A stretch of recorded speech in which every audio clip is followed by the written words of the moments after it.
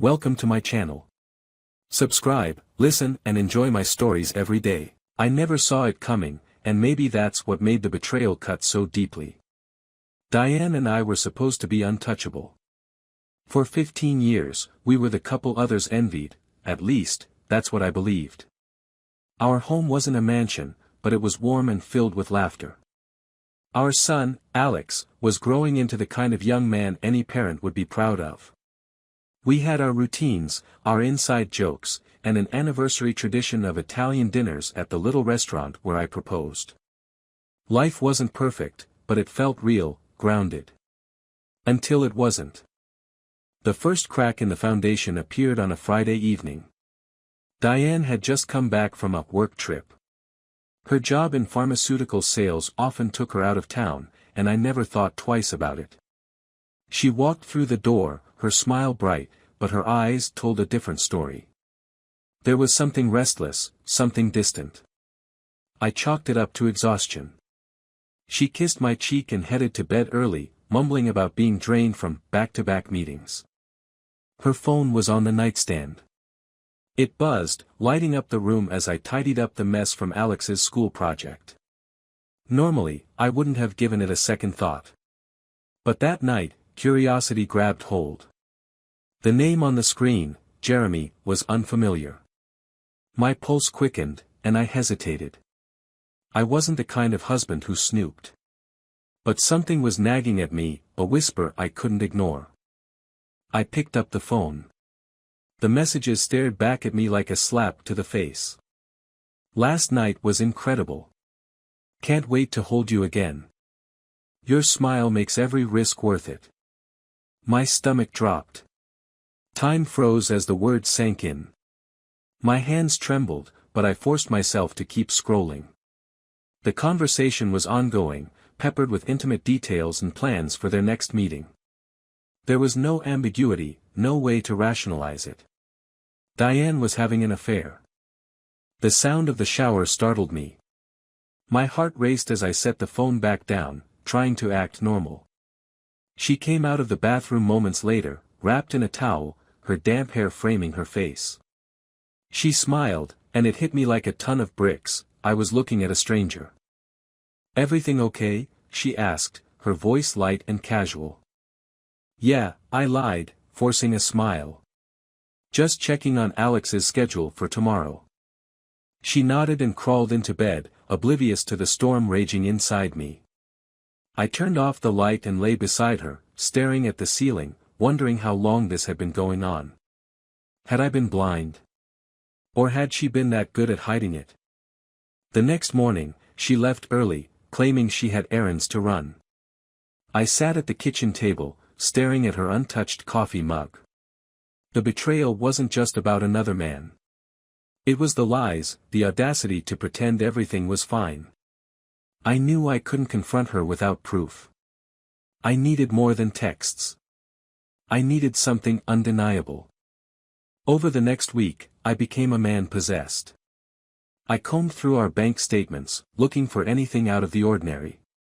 Hotel charges. Dinners at restaurants we'd never visited together. Receipts from boutiques in cities she wasn't supposed to be in.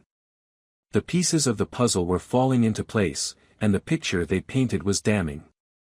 Then I found the calendar entry on her laptop, "Weekend with Jay." My blood boiled.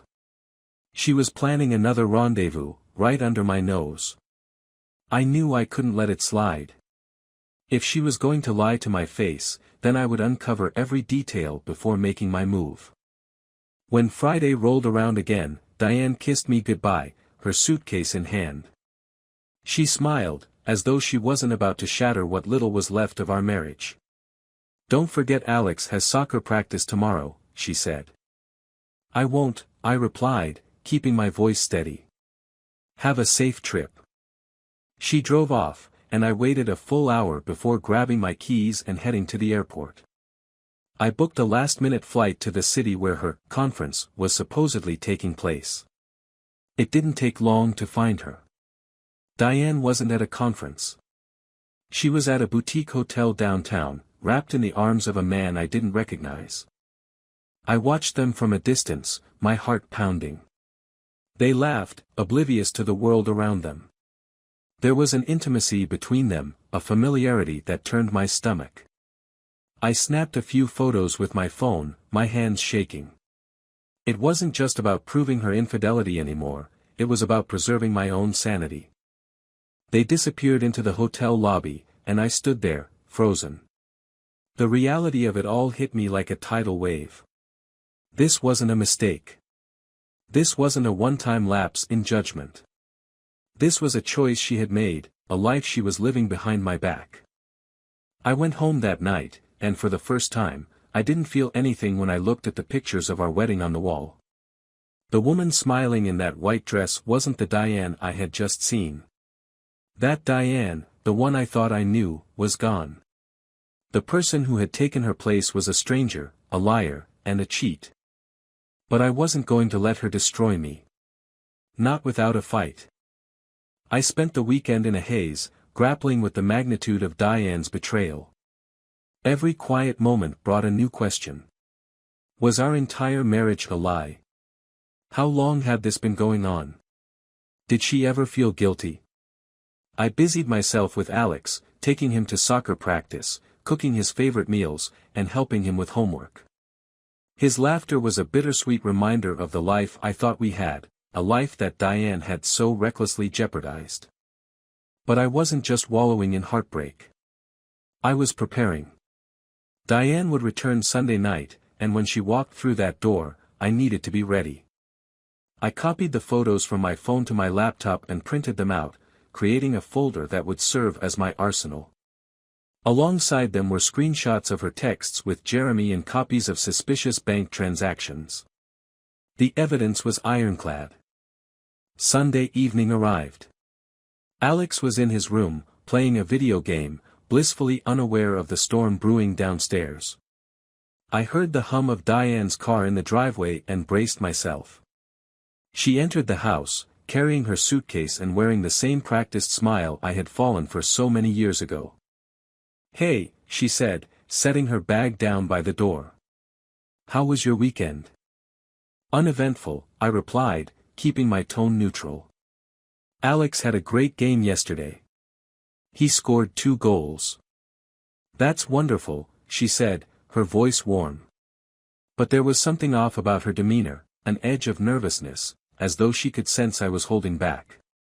"I missed you guys." "Did you?" I asked, raising an eyebrow. She froze for a split second before recovering. "Of course I did. Why wouldn't I?" I stood and gestured toward the dining table, where the manila folder "Saturday, we need to talk." Her smile faltered, and she glanced at the folder. "What's that?"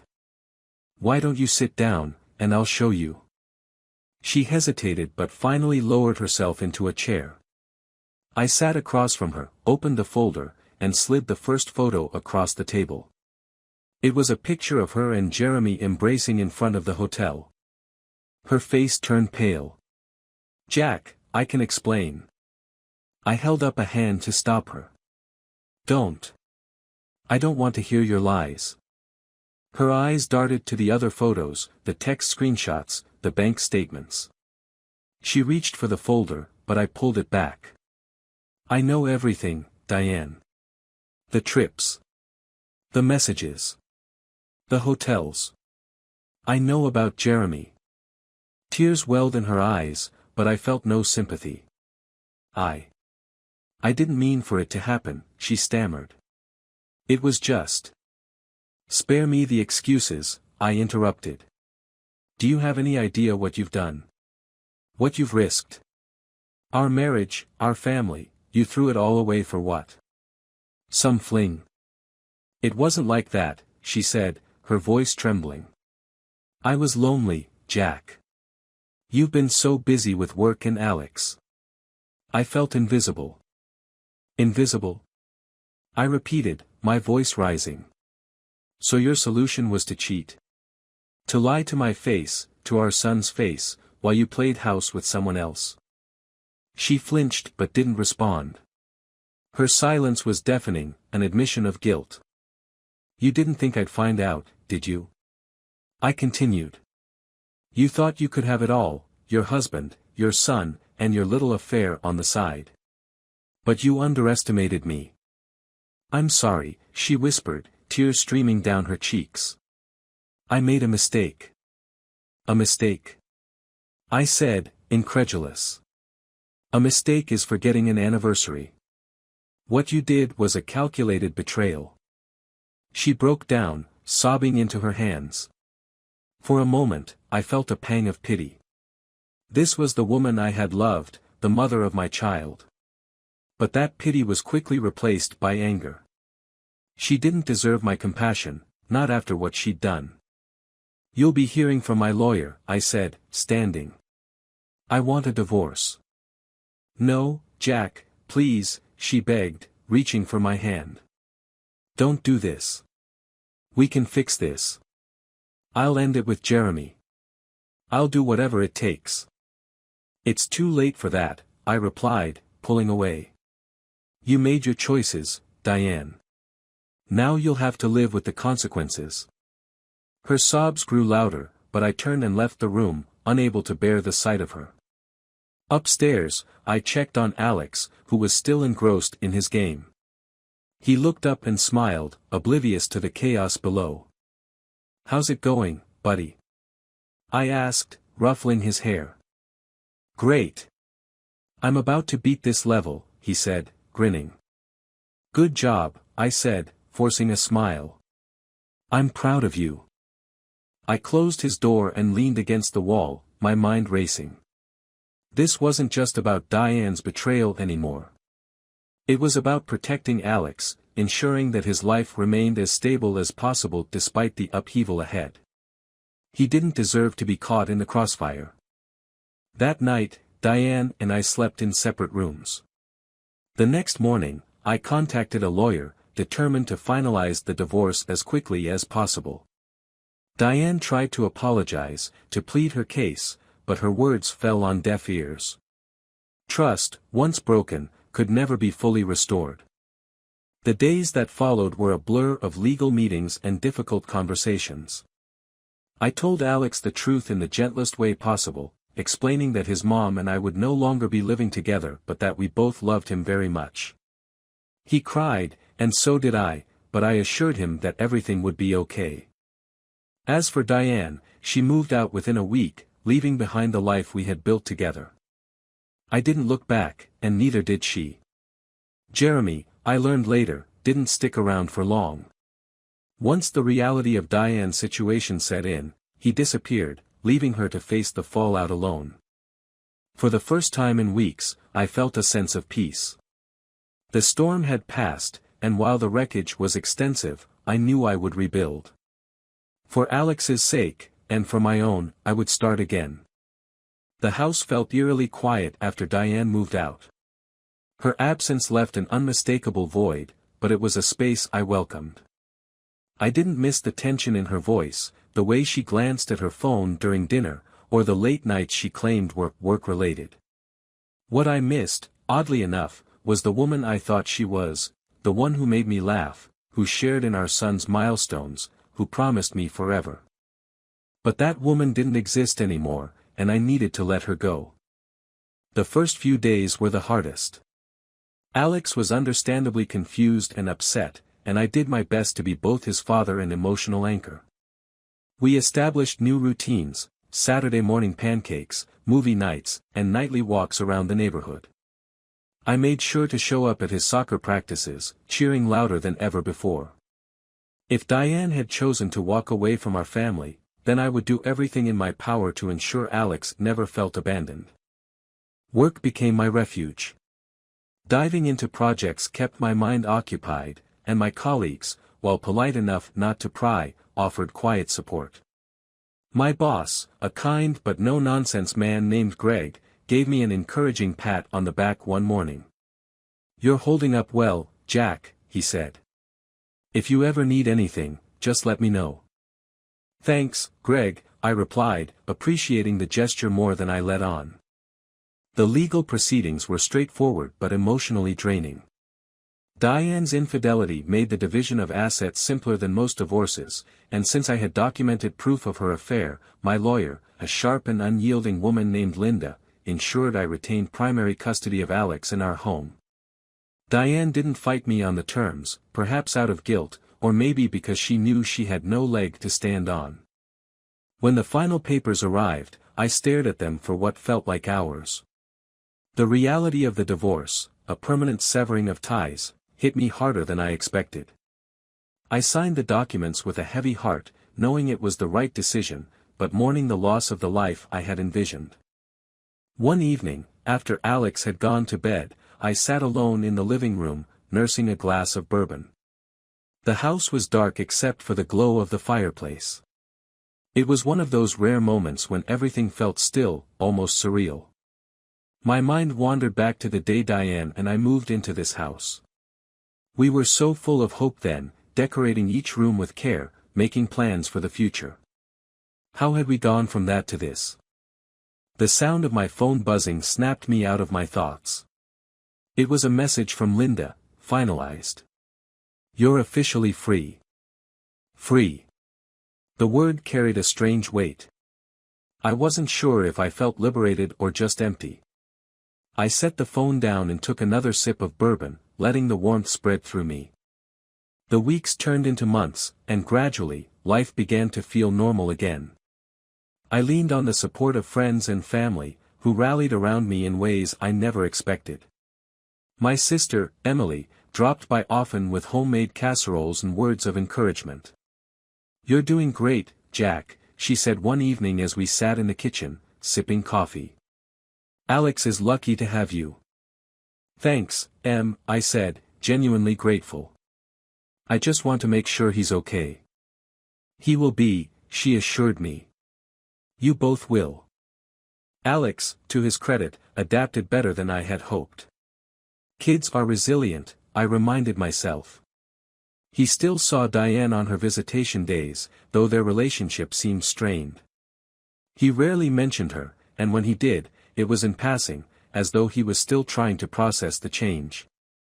I didn't pry. I figured he'd come to me when he was ready. One Friday evening, as we sat on the couch eating pizza and watching a superhero movie, Alex turned to me with a thoughtful expression. "Dad, do you still love Mom?" The question caught me off guard. I set my slice of pizza down and took a moment to answer. "I'll always care about your mom," I said carefully. "She gave me the best thing in my life, you. But sometimes, grown-ups can't stay together, even if they love each other." He nodded, as though mulling over my words. "I'm glad you stayed." My heart ached and swelled at the same time. "Me too, buddy," I said, pulling him into a hug. "Me too." As time went on, I began to rediscover parts of myself I had forgotten. I picked up old hobbies, woodworking, jogging, and even sketching, something I hadn't done since college. On weekends, Alex and I would tackle small projects around the house. We built a birdhouse together, painted the garage, and even started planting a vegetable garden in the backyard. These simple activities grounded me, reminding me that life didn't have to be extraordinary to be meaningful. Then came the unexpected phone call. It was a Tuesday evening, just as Alex and I were finishing dinner. The phone rang, and the number on the screen was one I didn't recognize. I hesitated before answering. "Hello. Jack, it's me," came Diane's voice, shaky and tearful. I stiffened, gripping the phone tighter. "What do you want, Diane?" "I need to talk to you," she said, her voice breaking. "Please, Jack. It's important." Part of me wanted to hang up right then and there. She had made her bed, and I had no obligation to help her lie in it. But curiosity, and maybe a lingering sense of decency, got the better of me. "Fine," I said. "What is it?" "It's about Jeremy," she began, and I could hear the pain in her voice. He left me. Took everything. I don't know what to do." I felt a twisted satisfaction at her words but quickly squashed it. "I'm sorry to hear that," I said, my tone devoid of emotion. But that's not my problem. Jack, please, she begged. I've lost everything. I don't know where else to turn. I sighed, feeling a mix of pity and frustration. You turned your back on this family, Diane. You made your choice. Now you have to live with it. But she began, but I cut her off. Good night, Diane, I said firmly, ending the call. I set the phone down and leaned back in my chair, the weight of the conversation settling over me. Alex came into the room, holding a book. Dad, can you read this with me? I smiled and nodded. Of course, buddy. As I sat with Alex, reading through his favorite adventure story, I felt a profound sense of clarity. Diane's choices no longer defined me. Her betrayal was her burden to bear. My life, my happiness, and my future belonged to Alex and me. Together, we were building something stronger than betrayal, a bond that no one could break. Life had finally started to feel stable again, a new normal taking shape for Alex and me. The house was quieter without Diane, but in a way, the silence was peaceful. Our days were filled with routines, school for Alex, work for me, and moments of laughter and bonding that made the struggle worthwhile. The divorce was behind us, the wounds were healing, and the future, though uncertain, seemed manageable.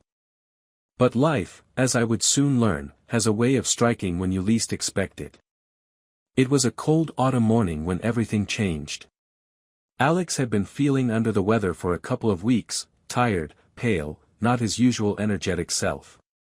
At first, I thought it was just a seasonal bug. Kids get sick, I told myself. But when he started complaining about headaches and feeling dizzy, I decided it was time to see a doctor. The pediatrician ran a battery of tests. Alex sat on the examination table, swinging his legs and cracking jokes to lighten the mood. Do you think they'll find out I'm secretly a superhero, Dad? He asked with a grin. Maybe, I said, forcing a smile. But let's keep it under wraps for now, okay? The doctor returned with a serious expression that immediately set my heart racing. Mr. Carter, she began, her voice measured and careful, we found something concerning in Alex's blood work. I'd like to refer you to a specialist for further evaluation. I pressed her for more details, but she refused to speculate. It could be a number of things, she said. Let's not jump to conclusions. A whirlwind of appointments followed. Blood tests, scans, and consultations blurred together as I tried to keep Alex's spirits up while grappling with the growing knot of dread in my chest. Then came the day we met with the oncologist. The news was as devastating as it was surreal. Acute lymphoblastic leukemia, the doctor said, the words hanging heavy in the air.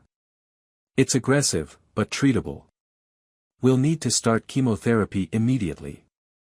I felt the room tilt, my vision narrowing as the reality of his words sank in. Alex sat beside me, oblivious to the gravity of the situation, his small hand gripping mine. What's that, Dad? He asked, his voice curious but unafraid. It's something we're going to fight, I said, squeezing his hand. And we're going to win. The next few months were a blur of hospital visits, treatments, and sleepless nights. Alex's once bright energy dimmed as the chemotherapy took its toll. His hair fell out in clumps, his body grew frail, and his laughter, once so infectious, became rare. But through it all, he remained brave, facing every challenge with a resilience that humbled me. Diane found out about Alex's illness through mutual friends. She called me, her voice trembling with guilt and desperation. Jack, please let me see him, she begged. I need to be there for him. I hesitated. Part of me wanted to shut her out, to protect Alex from the woman who had turned her back on us. But another part of me, the part that still clung to the memory of the woman she used to be, knew that Alex deserved to have his mother by his side. She arrived at the hospital the next day, her face pale and drawn. Alex lit up when he saw her, his small arms reaching out for a hug. Mom, he exclaimed, his voice weak but joyful. Diane broke down, holding him tightly as tears streamed down her face. "I'm so sorry," she whispered, over and over again. For the first time in years, I saw genuine remorse in her eyes. And for Alex's sake, I let her stay. The weeks turned into months, and despite the grueling treatments, Alex's condition worsened. The doctors tried everything, but the leukemia was relentless. On a quiet winter evening, as snow fell softly outside the hospital window, the oncologist delivered the news I had been dreading. "There's nothing more we can do." The words shattered me. Diane collapsed into a chair, sobbing uncontrollably, while I sat in stunned silence, the weight of the moment crushing me. Alex, my brave, beautiful boy, was slipping away, and there was nothing I could do to stop it. In his final days, Alex was surrounded by love. Diane and I set aside our differences, coming together to make his last moments as joyful as possible.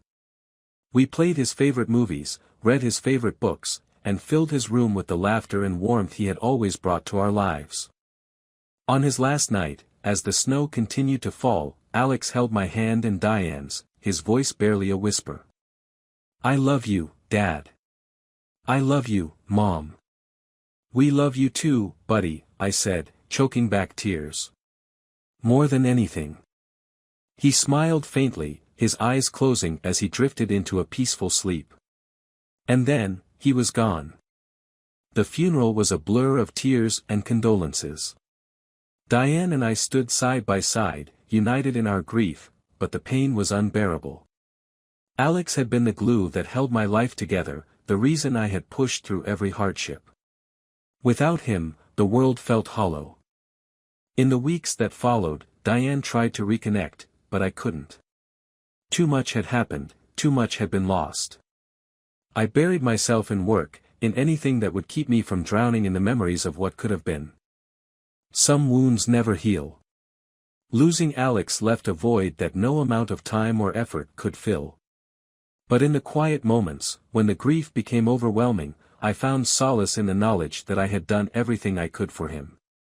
I had loved him fiercely, protected him, and stood by him until the very end. And in those moments, I reminded myself that love, no matter how fleeting, was always worth the pain.